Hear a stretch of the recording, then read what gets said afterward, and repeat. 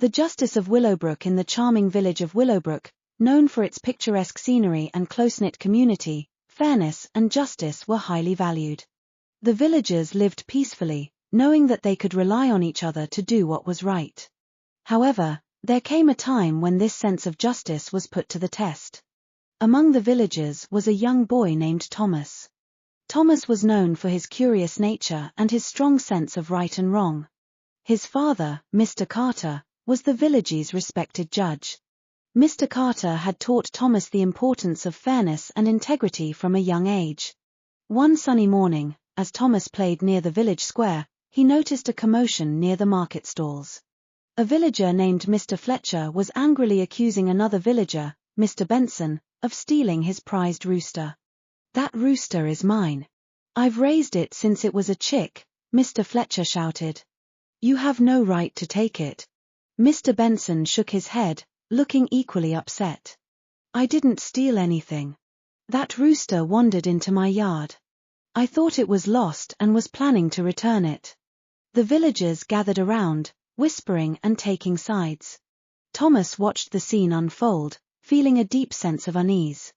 He knew both Mr. Fletcher and Mr. Benson to be honest men, and it pained him to see them at odds. Thomas ran home to his father, hoping he could help resolve the dispute.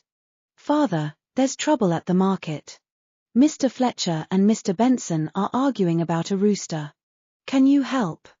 Mr. Carter nodded, his expression serious. "Of course, Thomas. Let's go see what's happening."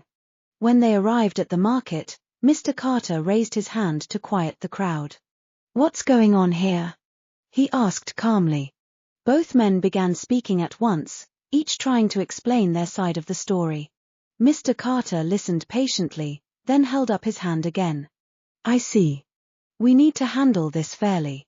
Let's go to the village hall and discuss this properly." In the village hall, Mr. Carter asked Mr. Fletcher and Mr. Benson to present their cases. Mr. Fletcher described how he had cared for the rooster, and how much it meant to him. Mr. Benson explained that he had found the rooster wandering and had no intention of keeping it permanently.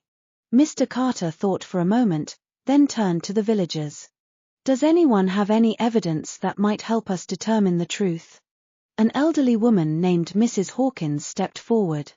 "I saw the rooster wandering near Mr. Benson's yard a few days ago. It seemed lost and confused."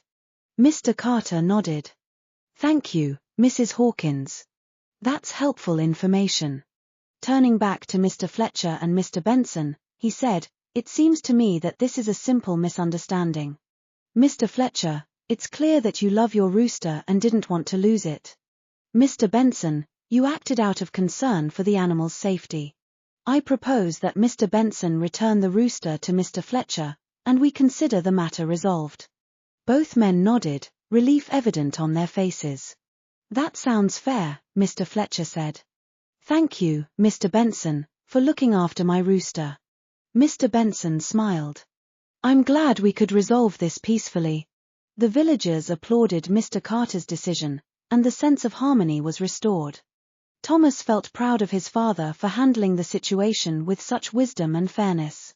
As they walked home, Thomas turned to his father. "Father, how did you know what the right decision was?" Mr. Carter smiled gently. "Justice isn't always about who's right or wrong, Thomas. It's about understanding the situation and finding a solution that respects everyone involved. Sometimes, it's about seeing things from another person's perspective."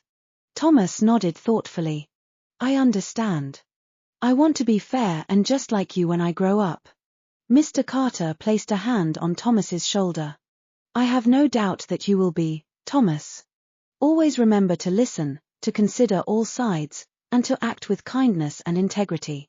From that day on, Thomas paid close attention to how his father handled disputes and resolved conflicts. He learned that justice wasn't always easy, but it was essential for maintaining harmony and trust in the community.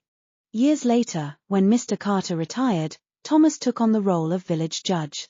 He carried with him the lessons his father had taught him and worked tirelessly to uphold the values of fairness and justice in Willowbrook. The villagers respected him, knowing that he would always strive to do what was right. And so, the legacy of justice in Willowbrook continued, passed down from father to son, ensuring that the village remained a place of fairness, harmony, and mutual respect. Through his actions, Thomas showed that justice was not just about laws and rules, but about compassion, understanding, and doing what was right for the greater good.